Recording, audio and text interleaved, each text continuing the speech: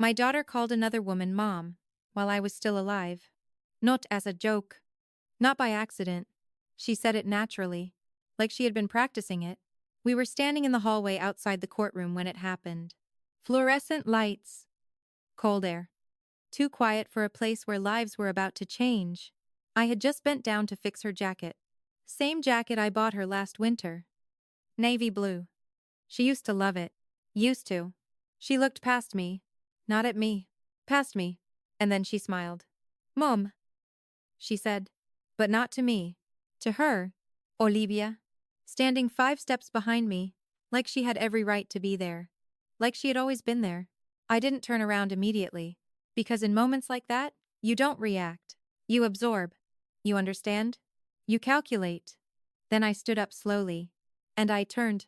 Olivia smiled back at my daughter. Soft. Warm. Perfect. The kind of smile people trust. The kind of smile that wins custody battles. She placed a hand lightly on my daughter's shoulder. Not possessive. Worse.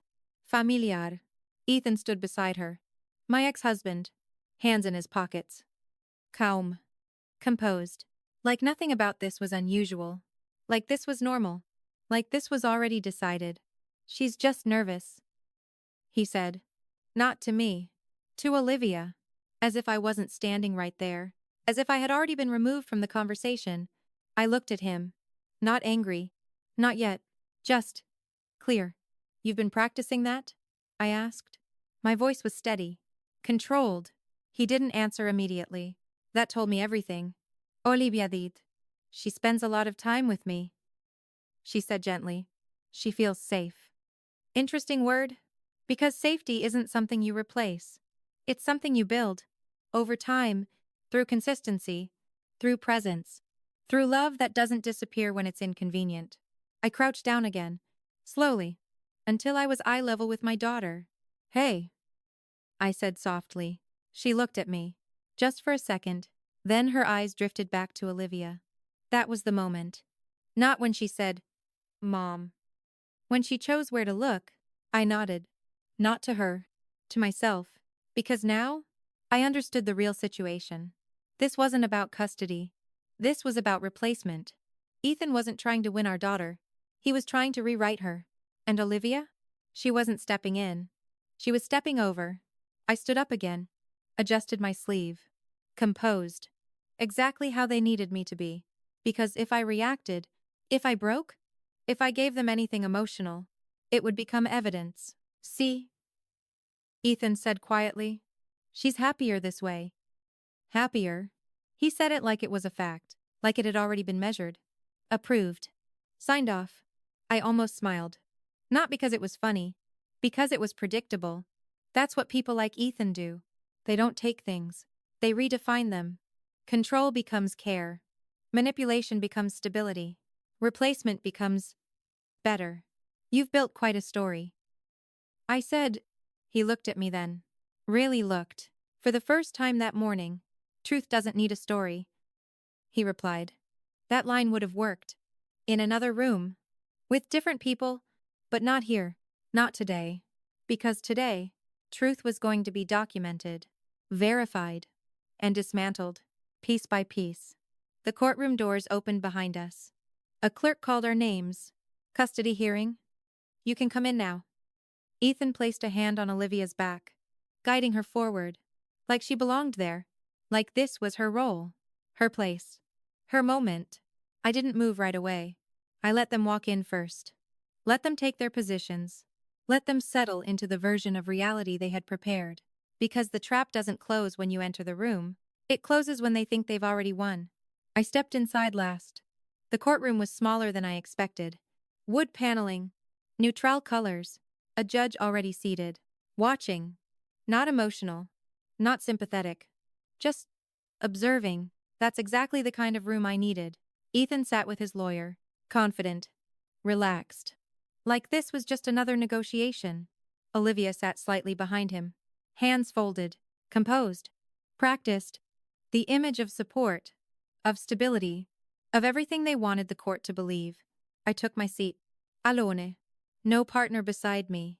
No hand to hold. Just my lawyer. And a folder. Simple. Unremarkable. At least. On the outside. Ethan glanced at it once, then looked away. He wasn't concerned. He didn't need to be. Because in his version of the story, I was already losing. The judge looked down at the documents, then up at us. "We're here to determine custodial placement," she said. Her voice was calm. "Neutral. This decision will be based on the child's best interest." Best interest. Another phrase people like Ethan love. Because it's flexible, subjective, easy to manipulate. If no one challenges it, Mr. Walker, the judge continued, "your counsel may begin." His lawyer stood, confident, prepared. "We will demonstrate," she said, "that Mr. Walker provides a more stable and consistent environment for the child." There it was. Stable, consistent. The exact narrative they built, she continued. "Miss Carter has demonstrated patterns of absence due to work obligations." Absence. Interesting, because absence is relative. It depends on who's telling the story. "And we will further show," she added, "that the child has formed a strong maternal bond with Mr. Walker's partner." Partner. Not girlfriend. Not Olivia. Partner. Elevated. Intentional. I didn't react. Didn't look at Olivia. Didn't correct anything. Because this was exactly what I needed. Every word, every claim, every carefully constructed lie was becoming part of the record. And once it's on record, it can be dismantled. I leaned back slightly, hands resting calmly in my lap, breathing steady, listening. Because the more they spoke, the clearer the pattern became. And the clearer the pattern, the easier it is to break. Ethan didn't look at me again. He didn't need to. He thought this was already over. That I had already been replaced. That my silence meant surrender. What he didn't understand, what neither of them understood, was something very simple. I wasn't staying quiet because I was weak. I was staying quiet because I needed them to finish. Finish the story. Finish the lie. Finish committing to a version of reality that I could destroy in front of the only person in this room who actually mattered. The judge? I glanced down at my folder, just once, then back up, composed, ready. Because this wasn't the moment I lost my daughter. This was the moment I started taking her back. And they didn't realize yet that every word they had just said was about to become the reason they lost everything. They started with stability. They always do. Mr. Walker has provided a consistent home environment, his lawyer said, pacing slowly in front of the judge. Routine, structure, emotional support. Each word placed carefully, measured, practiced, designed to sound undeniable. I watched Ethan as she spoke. He didn't look at me. He didn't need to. Because in his mind, this wasn't a fight. It was a confirmation. A formality. Like signing paperwork that had already been approved. And Miss Carter, the lawyer continued, has demonstrated unpredictable availability due to her professional commitments. Unpredictable. Another interesting word. Because what they were describing wasn't absence. It was independence. But in a courtroom, those two things can sound the same. If no one corrects it, I didn't move. Didn't interrupt. Didn't react. Because correction comes later. Ethan's lawyer turned slightly toward me. Not fully. Just enough to acknowledge my existence without giving it weight. "A child needs consistency," she said, "not uncertainty." That line landed exactly how she wanted it to. Clean. Simple. Convincing. The judge made a small note. That mattered. Every note mattered. Because those notes decide outcomes. Then came Olivia. She stood slowly, controlled, elegant. Everything about her presentation was intentional. Her posture, her tone, even the way she placed her hands together before speaking. "I care deeply about her," she said, soft voice, steady. "I've been there for her every day." Every day. That phrase again. Absolute. Unchallenged. "I help with school, meals, bedtime," she continued. "I've built a bond with her. Not replacement. Not interference. Carefully chosen." I glanced at my daughter. She was sitting between them, feet not touching the floor, swinging slightly, looking at Olivia while she spoke, not at me. That wasn't an accident. That was conditioning. Built over time, reinforced daily, and now, presented as evidence. She calls me when she's scared, Olivia added. And I'm there?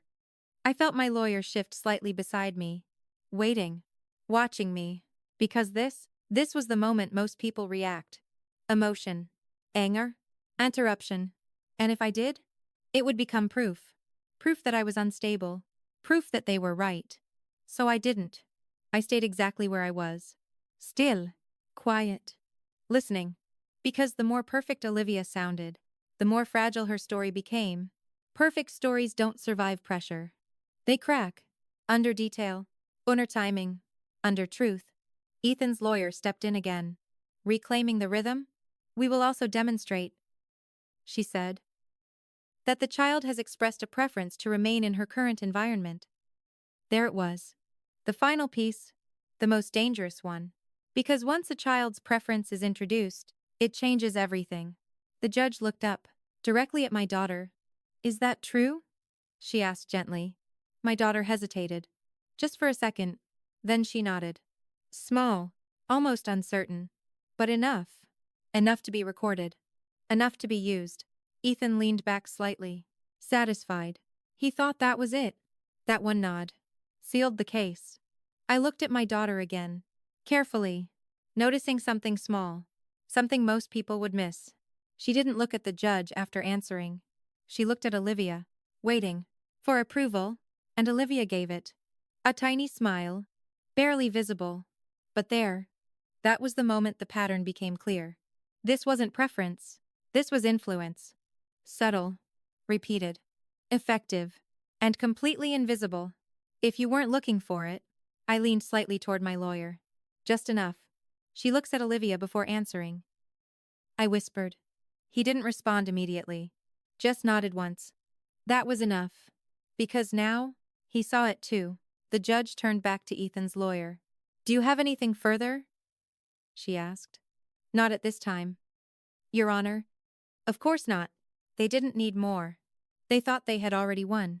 Ethan glanced at me. For the first time since the hearing began, there was no anger in his expression. No guilt. Just confidence. The kind that comes from believing your version of reality is the only one that exists. You don't have to make this harder, he said quietly. Not to the court. To May. Low voice. Measured. This is better for her. Better. Again. Everything they did.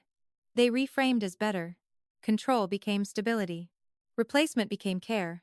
And now, taking my daughter away from me, was somehow better.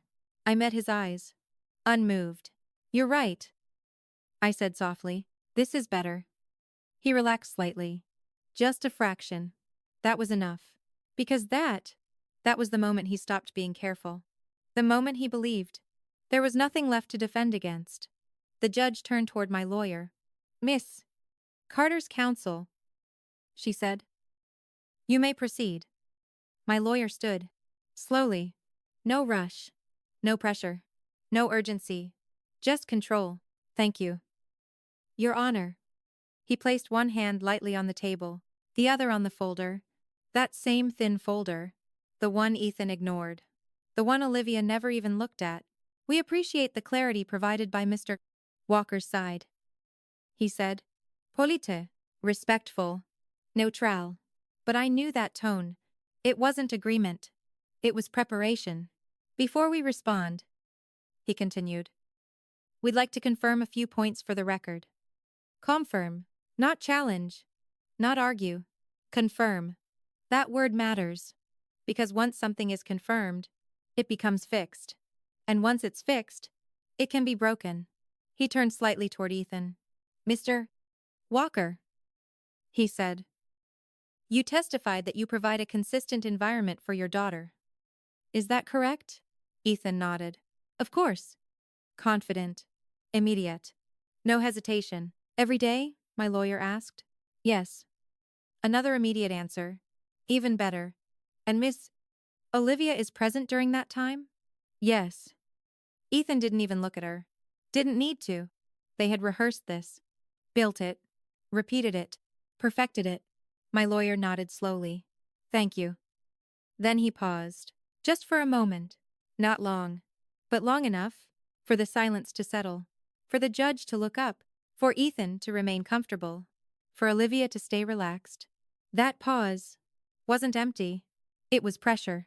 And they didn't feel it yet. But they would. Very soon. My lawyer rested his hand fully on the folder, then looked up again. Your Honor? He said calmly. We'd now like to introduce a few items into evidence. That was it. The shift. Subtle. Quiet. Almost invisible. But irreversibly. Because from this point forward, this wasn't their story anymore. And they didn't realize yet that everything they had just confirmed was about to be used against them. This story contains fictionalized elements for entertainment and educational purposes. The first piece of evidence looked ordinary. A printed screenshot. Black and white. No dramatic visuals. No obvious impact. My lawyer placed it gently on the table. Exhibit A. He said calmly. Ethan didn't even lean forward. That was his first mistake. Mr. Walker. My lawyer continued. You stated under oath that you provide a consistent environment for your daughter. Every day. Yes. Ethan replied. Still confident. Still relaxed.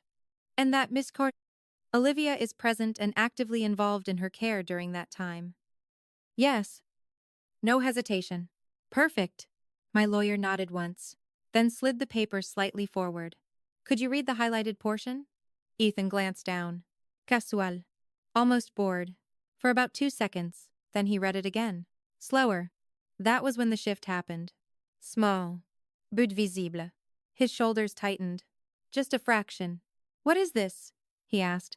Neutral tone, but no longer relaxed. It's a message. My lawyer replied. Sent from your phone? 2 weeks ago. On. Kırkiki PM. Ethan didn't respond. He didn't deny it either. Because denial requires speed. And he had already slowed down. Would you like me to read it? My lawyer asked. No. Ethan said quickly. Too quickly. I can read. Of course he could. That wasn't the issue. The issue was, he hadn't expected to need to. He cleared his throat. Then read it out loud. I can't deal with her tonight. She's crying again. Can you just handle it? Silence. The kind that doesn't feel empty. The kind that starts connecting things. My lawyer tilted his head slightly. Who were you referring to when you said her? Ethan hesitated. Just for a second. My daughter. And who were you asking to handle it? Ethan didn't answer immediately. That pause. Longer this time. Long enough. Olivia. He said finally. My lawyer nodded. Thank you. Then he turned a page. Same thread. Same night. Would you continue reading the next message? Ethan didn't want to. That was clear. But now, he had already committed. So he did. I'm going out. I need a break. The words sat in the room. Unprotected. Unexplained. Unstable. My lawyer didn't raise his voice. Didn't push. He didn't need to. Mr. Walker. He said calmly. Does this reflect a consistent presence? Ethan shifted in his seat. This was one night. One. Specific. Limited. That's how people try to contain damage. But evidence doesn't work like that. Because it doesn't exist alone. It connects. We agree. My lawyer said smoothly. One night. Then he reached into the folder again. And pulled out another page. And this one? Ethan's jaw tightened. Before he even saw it. Because now, he understood. This wasn't a single moment. It was a pattern. Exhibit B. My lawyer continued. 3 nights later. He slid it forward. Ethan didn't touch it this time. So my lawyer read it instead. She won't sleep. I have a meeting early. Just give her something and get her quiet. The courtroom didn't react, but the silence changed. It wasn't neutral anymore. It was attentive. The judge looked down. Then back up. That mattered. Mr. Walker. My lawyer said. When you say give her something, what did you mean? Ethan leaned forward now. Finally. Defensive. I meant, calm her down. How? I don't remember. Of course he didn't. Because people rarely remember the details that expose them. My lawyer didn't press further. Not yet. Instead, he turned toward Olivia. Miss Olivia, he said politely. You mentioned earlier that the child calls you when she's scared. Olivia nodded. Careful now. Yes. And you're always there? Yes. Sama word. Different weight now. My lawyer held up the message. Were you there that night? Olivia hesitated. Not long. But enough. I don't remember the exact night. Of course she didn't. Because she wasn't prepared for specifics. She was prepared for an image. A role. A version. Would it help if I provided the timestamp? My lawyer asked. She didn't answer. He continued anyway. On 47 p.m. The same night Mr. Walker stated he was going out. Now she couldn't avoid it. Yes, she said quietly. I was there. My lawyer nodded. Did the child call you? Yes. And you responded? Yes. And how did you respond? Olivia's hands tightened slightly. I comforted her. Of course. My lawyer said gently. That's consistent with what you told the court. He paused, then added, almost casually, did you record that interaction? Olivia froze. Not visibly to everyone, but enough. No. My lawyer nodded. Understood. Then he turned back to the table and opened the folder again. This time, he didn't take out paper. He took out a small device, simple, unremarkable, until it wasn't. Ethan noticed it immediately. What is that? He asked. My lawyer didn't answer him. He addressed the judge. Your Honor, with the court's permission, we would like to play a short audio recording. The judge looked at the device, then at my lawyer. Proceed. That word changed everything. Because documents can be explained, messages can be reinterpreted. But audio removes distance. It brings reality into the room. My lawyer pressed play. At first, just static. Then, a sound. Small. A child's voice. Crying. Not loud. Not dramatic. Just tired. I want Mom, she said. Not Olivia. Not anyone else. Mom. There was a pause. Then Olivia's voice. Lower. Controlled. You have to stop saying that. Silence. Then the child again. But she's my... Stop. Olivia said. Sharper now. You're with us. This is your home. The recording ended. Clean. No extra sound. No explanation. Just truth. The courtroom didn't move. But everything shifted. Ethan's face. No longer confident. Olivia. No longer composed. And the judge. No longer neutral. She was watching now. Closely. Connecting. Reevaluating. My lawyer didn't speak immediately. He let the silence do the work. Because silence, after truth, is never empty. Finally, he stepped forward slightly. Miss Olivia, he said calmly. Does this recording refresh your memory? Olivia didn't answer, because there was no safe answer left, and Ethan, for the first time, looked at me. Not confident, not in control, just unsure. That was the moment. The first crack. Not loud. Not dramatic. But real. Because everything they built was starting to collapse. And we hadn't even reached the part they should have been afraid of. No one spoke first. Not the judge. Not Ethan. Not Olivia. Because once something real enters a room, everyone needs a second to adjust to it. The judge leaned back slightly. Not relaxed. Evaluating. That was new. Up until now, she had been listening. Now she was reconsidering. Counsel, she said finally, looking at Ethan's lawyer. Would you like to respond? That was the opening, the only chance they had to regain control. Ethan's lawyer stood quickly, too quickly. Your Honor, she began. We would caution the court against over-interpreting a single recording. There it was. Containment. Minimize the damage. Reduce it to 1 moment. A single moment, she continued. Does not define a household. Correct. But patterns do. My lawyer didn't interrupt. He didn't need to. Because the more she spoke, the more she committed. We are dealing with a high-stress situation, she added. Children can be emotional. Caregivers can be firm. Another word, another attempt to soften something sharper. The judge didn't write anything this time. She just watched. That mattered more. Ethan's lawyer turned slightly toward Olivia. Miss. Olivia has clearly demonstrated consistent involvement and care. Consistent, the judge repeated quietly. Not as agreement, as a question. Ethan's lawyer paused. Just for a second.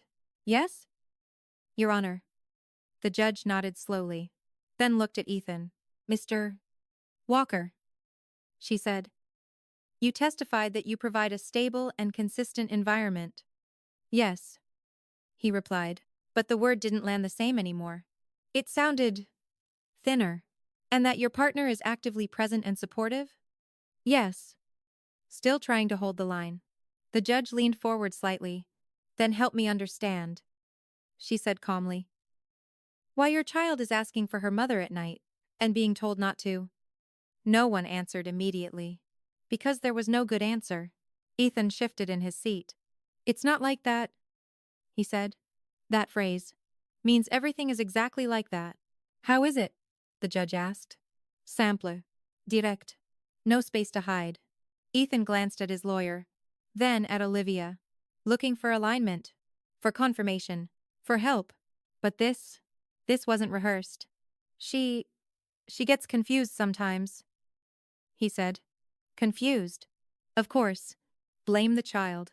It's easier. She's adjusting, he added. Adjusting to what? The judge asked. Another simple question. Another problem. Ethan opened his mouth, then closed it, because saying it out loud would make it real. To a new environment. His lawyer stepped in quickly, recovering, trying to stabilize. The judge didn't look at her. She was still looking at Ethan. Did you tell your daughter? She asked. That her mother was no longer her primary parent? The room went still. That question was precise and dangerous. Ethan hesitated, longer this time, because now every answer had consequences. No, he said finally. The word hung there, unprotected. My lawyer moved slightly, just enough to be noticed. Your Honor? He said calmly. If I may. The judge nodded. He stepped forward. No rush. No pressure. Just control. Mr. Walker, he said. You stated that your daughter is adjusting to a new environment. Yes. And that environment includes Miss Olivia in a maternal role. Yes. There it was again. Commitment. Each answer. Locking him in. Would you agree? My lawyer continued. That children rely on clarity of identity and attachment?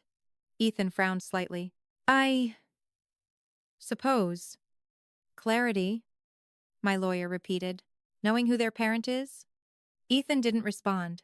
He didn't need to, because the answer was obvious. And yet, my lawyer said, your daughter expressed confusion. She's a child. Ethan snapped. For the first time, emotion, not controlled, not measured, because emotion breaks consistency, and inconsistency breaks credibility. My lawyer didn't react. He stayed exactly where he was. Of course, he said calmly. She is a child. Then he paused, letting that settle, before adding, and children don't become confused on their own. That line landed. The judge's expression shifted slightly. Not dramatic, but enough? Because now, this wasn't about one recording anymore. This was about influence, pattern, environment. My lawyer turned toward the table, opened the folder again. Slowly, deliberately. This is where context becomes important, he said. Context, the word they were avoiding.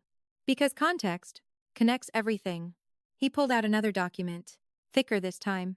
Not a screenshot, not a message. A report. Exhibit C, he said. Timeline summary. Ethan's lawyer stepped forward immediately. Objection. Overruled. The judge said. Before she could finish, that was the shift. Clear. Unmistakable. Control. Was changing hands. My lawyer placed the document on the table, then looked at the judge. This timeline documents a pattern of communication, absence, and redirection of parental attachment over a 6-week period. 6 weeks. Not one night. Not one moment. A pattern. Ethan didn't speak. He couldn't. Because now, this wasn't about defending a statement. It was about explaining behavior. Repeated behavior. And Olivia. She wasn't looking at the judge anymore. She was looking down. Hands tighter now. Still composed. But no longer comfortable. My lawyer didn't rush. Didn't push. He simply let the weight of the document exist. Because pressure doesn't need noise. It builds quietly. Until something breaks. The judge looked at the report. Then at Ethan. Then at Olivia. Connecting. Re-evaluating. Reconstructing the story. From scratch. I sat still. Exactly where I had been. From the beginning. No reaction. No emotion. No interruption. Because this was the part most people don't understand. You don't win in the moment you speak. You win in the moment they can't. And Ethan was running out of words. Ethan's lawyer didn't sit down. She couldn't. Because if she did, it would look like acceptance. And right now, she needed resistance. Your Honor, she said firmly. We object to the characterization of this so-called pattern. There it was. So-called. Undermine the foundation. Reduce credibility. Standard move. But late. Too late.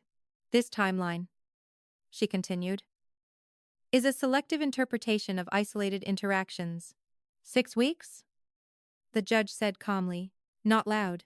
Not aggressive. Just precise. Ethan's lawyer paused. Because now, she wasn't arguing with opposing counsel. She was correcting the judge. That is correct. Your Honor, she said carefully, but duration does not equal intent. Intent, the last defense. Because behavior can be shown, but intent must be argued. My lawyer nodded slightly. As we agree, he said. Ent is important. Then he stepped forward. Not toward the judge, toward Ethan. Mr. Walker, he said. Let's clarify intent. Ethan didn't respond. But he didn't object either. He couldn't. Because he had already agreed to everything so far. You testified, my lawyer continued, that your goal was to provide a stable environment for your daughter? Yes. Quieter now. Less certain. And that Ms. Olivia supports that goal. Yes. Another commitment. Another step forward. With no way back. My lawyer picked up the timeline. Opened it. Turned a page. Let's look at week 3. He said. Specific. Focused. Dangerous. Multiple messages indicate that you were not present in the home during evening hours. Ethan shifted. That doesn't mean. It means you were not present. My lawyer said calmly. Not aggressive. Just accurate. And during those times, he continued, your daughter's primary caregiver was Ms. Pryan. Olivia. Ethan didn't answer. Because denying that would contradict everything he had already said. Yes, he said finally. There it was. My lawyer nodded. Thank you. Then, another page. Another shift. Now, let's look at week 5. Ethan's lawyer stepped in again. Your Honor, we are moving into speculation. No, the judge said. Proceed. Short. Clear. Final. That was it.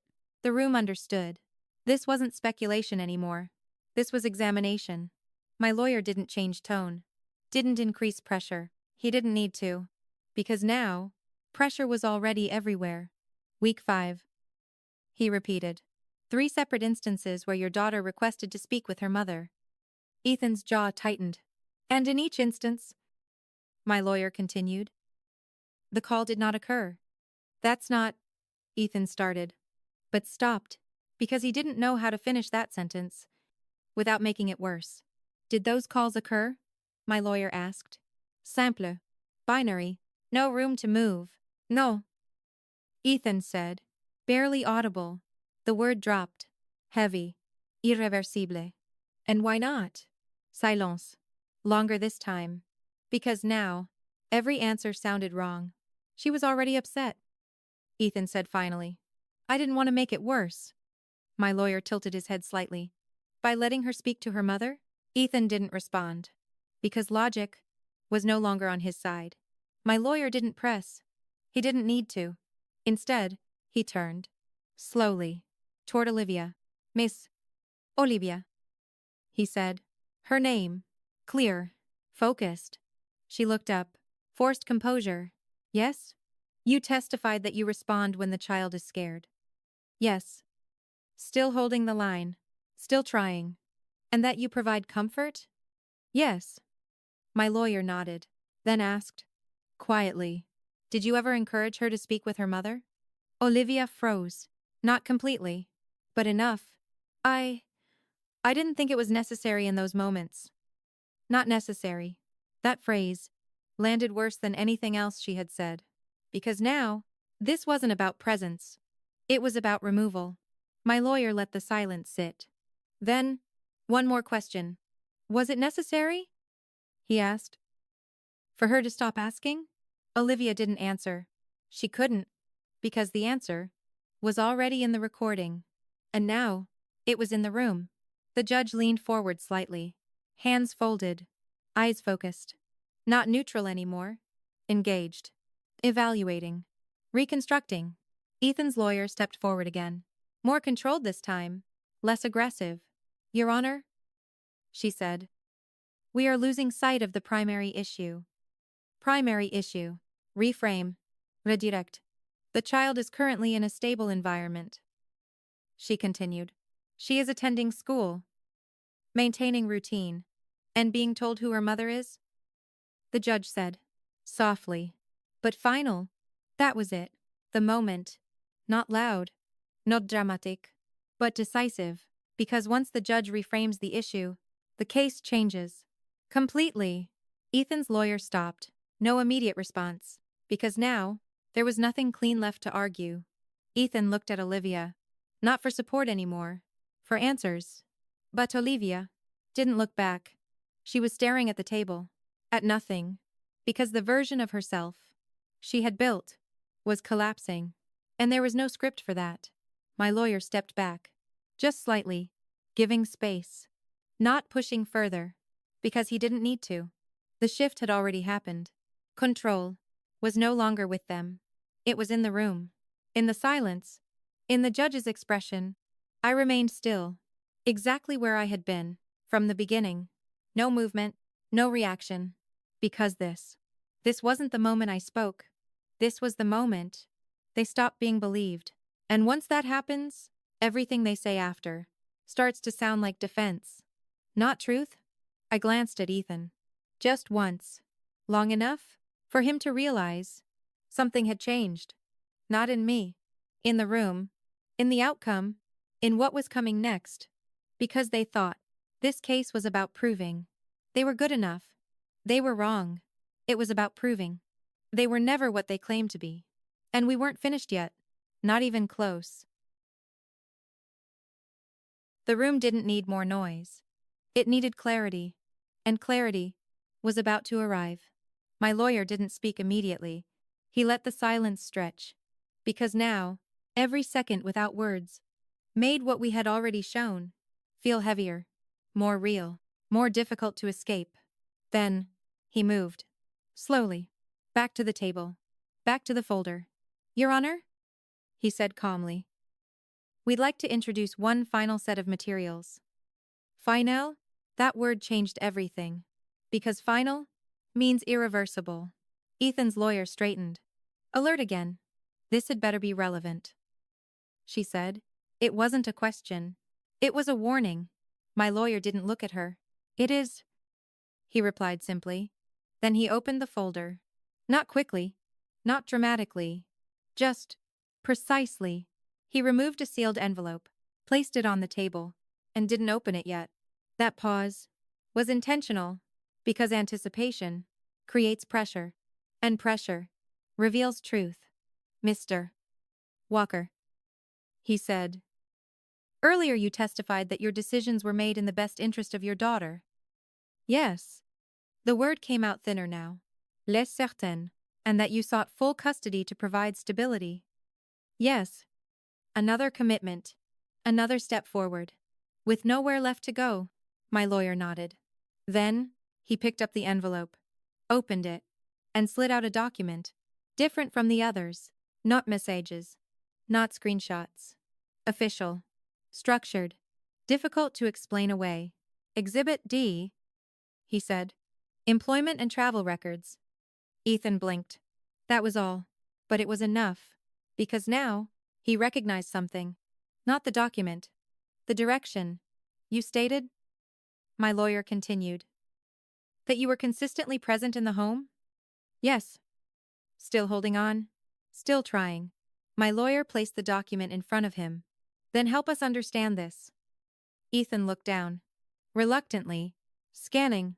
His eyes moved faster than before. Searching. Not reading. Because when people search, they're not looking for truth. They're looking for a way out. These are inaccurate, he said. Too quickly. My lawyer didn't respond. Instead, he turned to the judge. These records were obtained directly from Mr. Walker's employer, he said. Verified timestamps. Verified locations. Verified. That word removes argument. The judge looked at the document, then at Ethan. Mr. Walker, she said. Were you in the city on the dates listed here? Ethan hesitated. Longer than before. Because now, lying wasn't just risky. It was provable. I had business trips, he said finally. There it was. The first real admission. Small, but critical. And during those trips, my lawyer asked. Who was responsible for your daughter's care? Ethan didn't answer. Because now, every answer connected to everything else. Miss Olivia. My lawyer said. Not a question. A statement. Ethan said nothing. That silence confirmed it. My lawyer nodded. Thank you. Then he turned toward Olivia. Slowly. Deliberately. Miss Olivia, he said. You testified that you were consistently present and actively involved in the child's care. Yes. Her voice, quieter now, careful. And that your involvement was supportive? Yes. Still trying to hold the line, my lawyer stepped closer. Not aggressive. Just focused during Mr. Walker's travel periods. He said. You were the primary caregiver. Olivia didn't answer immediately. Because now, that word mattered. Primary. Yes? She said, finally. Barely audible. My lawyer nodded. Thank you. Then, he paused. Just long enough for the implication to settle, because now, the structure was clear. Ethan wasn't present. Olivia was, repeatedly, consistently, over time, not as support, as replacement. The judge leaned forward, looking at the documents again, then at Olivia. Were you aware? She asked. That you were assuming a primary parental role? Olivia swallowed. I was helping. Still trying to soften it, still trying to stay inside the version. The judge didn't respond. She turned back to the records, connecting, rebuilding the narrative, piece by piece. My lawyer didn't interrupt. He let it happen. Because this was the investigation phase, where the court starts asking its own questions. And once that begins, you don't need to argue anymore. You just need to answer. And they were running out of answers. Ethan leaned forward suddenly. This doesn't change anything, he said. Too fast. Too sharp. Emotion again. Control. Slipping. My daughter is happy, he added. Happiness doesn't come from a document. No. It doesn't. But truth does. My lawyer turned toward him. Unmoved. No, he said quietly. It comes from consistency. Then, he let the word hang.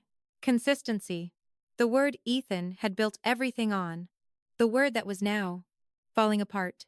Consistency, my lawyer continued, means presence. Silence, not substitution. Another silence. He didn't raise his voice. Didn't push harder. Because he didn't need to. The room was already closing in. I watched Ethan. Really watched him. For the first time, he wasn't trying to control the narrative. He was trying to survive it. And Olivia, she wasn't composed anymore. Still sitting upright. Still quiet. But her hands, no longer still. Small movements. Uncontrolled. Because now, she understood. This wasn't about proving she was good. It was about proving she shouldn't have been there at all. The judge closed the file slowly, deliberately, then looked at all of us. On a B1. Not quickly, not casually, carefully, evaluating, finalizing.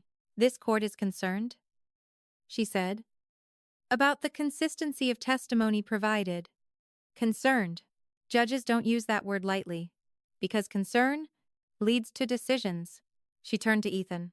Your statements, she continued, do not align with the documented record. Ethan didn't respond. He couldn't, because now, there was nothing left to align. She turned to Olivia.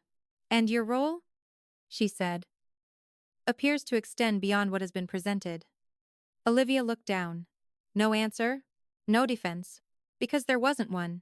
The judge leaned back, slightly, but not relaxed, resolved. This court will take a brief recess, she said. The matter will resume shortly. She stood, and just like that, the room exhaled. But the tension didn't leave, because recess doesn't remove pressure. It concentrates it. Ethan stood up slowly, not confident, not composed, just uncertain. He looked at me, not with control, not with certainty, but with something new. Doubt. For the first time, he wasn't sure how this would end. I didn't say anything, didn't move, didn't react, because this was the moment before collapse.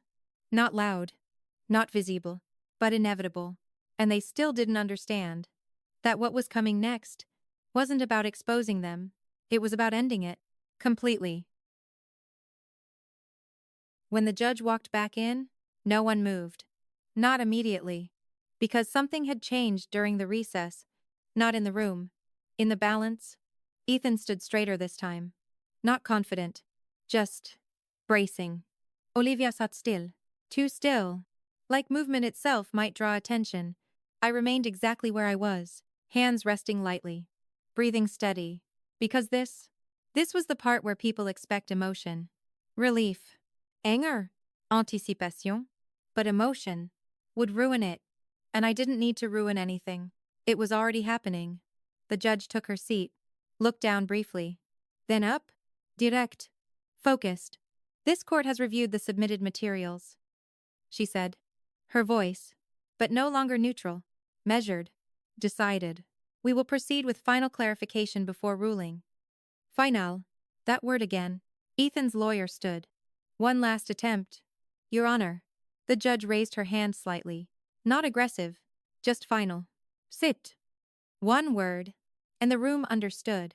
This wasn't a discussion anymore. It was a conclusion. She turned to Ethan. Mr.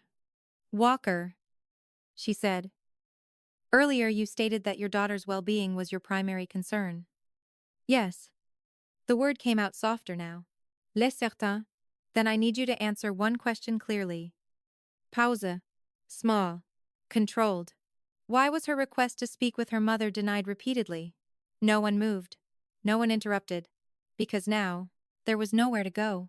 Ethan opened his mouth, closed it, looked at his lawyer, then at Olivia, looking for help. But help requires options. And there were none left. I thought, he started, then stopped. Because thinking was no longer enough. I thought it would confuse her. He said finally.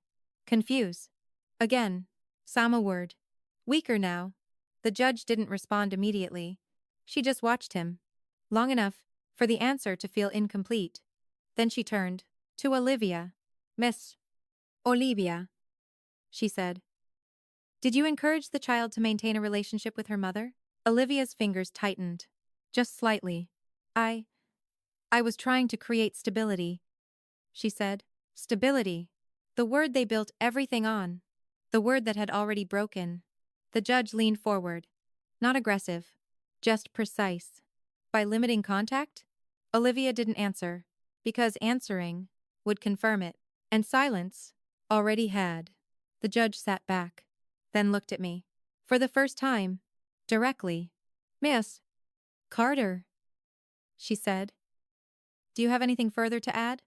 That was it. The moment, the one people wait for, the one where emotion usually takes over, where voices rise, where pain becomes visible. But I didn't stand immediately. I didn't rush. Because timing is control. I stood slowly. No papers in my hand. No notes. Nothing prepared. On the surface, I don't need to add anything. I said, my voice, steady, clear, not loud, because truth doesn't need volume. I just need to clarify one thing. The judge nodded. I turned, not to her, to Ethan, just for a second, long enough for him to understand this wasn't anger. It was final. You said she was happier? I continued. Measured. And maybe she looked that way. I paused. Not long. Just enough. But children learn quickly. I said, they learn where to look. Silence. No one moved. They learn what to say. I added, they learn who gets approval and who gets replaced. Olivia looked down. Ethan didn't move. Because now, this wasn't argument. It was recognition. I didn't lose my daughter. I said quietly. They were teaching her how to lose me. That was it. No more. No explanation. No emotion. Just truth. Placed exactly where it needed to be. I sat down. Still. The room didn't react. Not visibly. But everything shifted. Because that wasn't a statement. It was a conclusion. The judge looked at me for a moment longer. Then down at her notes. Then back up. Her decision. Already formed. You're not here to replace a parent, she said. Not to me. To them. And you're not here to redefine one? Ethan's jaw tightened. Olivia didn't move. Because now, there was nothing left to defend. Only something left to lose. The judge closed the file. Deliberately. Final. This court finds that the current custodial arrangement does not reflect the child's best interest. There it was. Clear. Unambiguous. Irreversible. Ethan inhaled sharply. Not loud, but enough, because that sentence ended everything he built. The court further finds, she continued, that the limitation of maternal contact and the misrepresentation of parental roles are significant concerns. Each word, precisi, heavy, measured. Therefore, she said, primary custody is awarded to Ms. Carter. Silence. Not empty. Complete. Ethan didn't speak. Couldn't. Because now, there was nothing left to argue. Olivia didn't move. Because now, she didn't belong in this moment. Not anymore. I didn't react. Didn't smile. Didn't exhale. Because this was never about winning. It was about correcting something that should never have been allowed. The judge gathered her papers. The court is adjourned. And just like that, it was over. But the silence remained. Because some endings don't need sound. They just need truth. This story contains fictionalized elements for entertainment and educational purposes. No one rushed out of the courtroom. Not immediately. Because endings like that don't feel loud. They feel still. The kind of stillness that replaces everything that came before. Ethan remained seated for a second longer. Just a second. But it was enough. Because a second, after losing everything, feels different. He looked at the table. Not at me. Not at the judge. At nothing. Like he was trying to find where it went wrong. But people like Ethan don't lose in one moment. They lose. In every moment. They thought didn't matter. Olivia stood first. Slowly. Carefully. Like she wasn't sure where she was supposed to go. Because her role had just been removed. Completely. She glanced at Ethan. Waiting for direction. for something familiar. But Ethan didn't look up. Not anymore. Because for the first time, he didn't have control. And without control, there was nothing left to perform. I stayed where I was. Just a second longer. Then I stood. No rush. No urgency. Because I wasn't leaving something. I was closing it. My lawyer said something quietly beside me. I nodded. Didn't need more than that. Everything that needed to be said had already been said. I turned. Not toward Ethan. Not toward Olivia. Toward my daughter. She was standing near the bench. Small. Still. Watching everything. In a way children do. Without fully understanding it, but feeling all of it. I walked toward her. Slowly. So she could see me coming. So she didn't have to choose where to look. She looked at me. Then, just for a second, back at Olivia. Abby. Not decision. Then back to me. That mattered. I crouched down. Same level. Same distance. Same place. Where everything had started. Hey. I said softly. She didn't answer. Not immediately. Because trust doesn't return in a moment. It rebuilds. I didn't reach for her. Didn't pull her closer. Because connection isn't taken. It's allowed.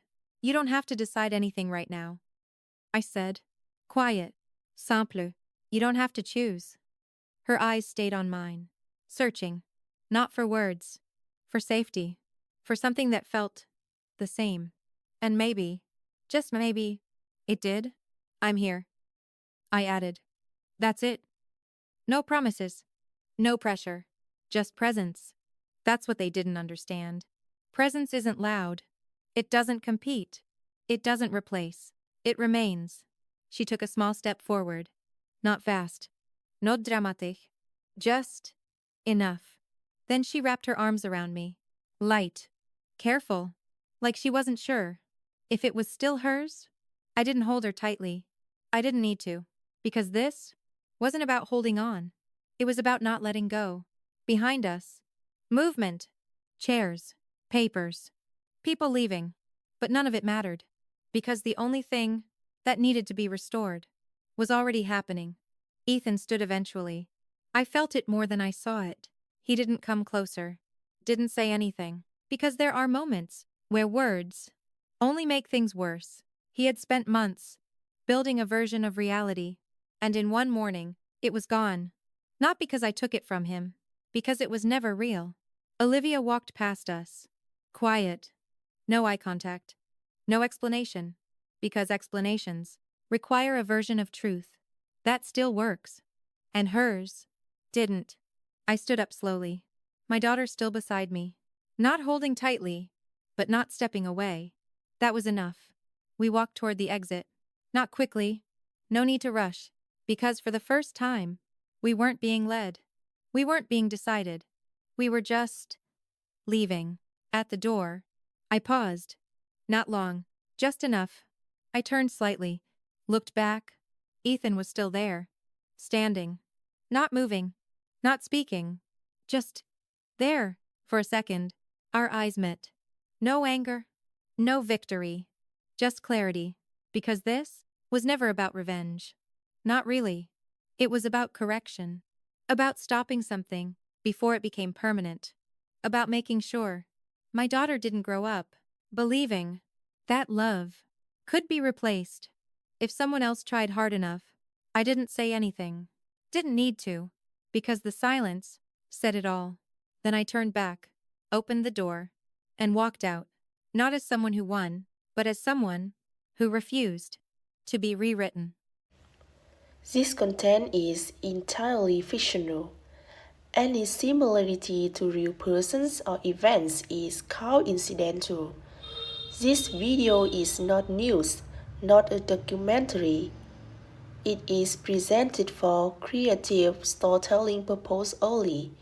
AI-assisted production.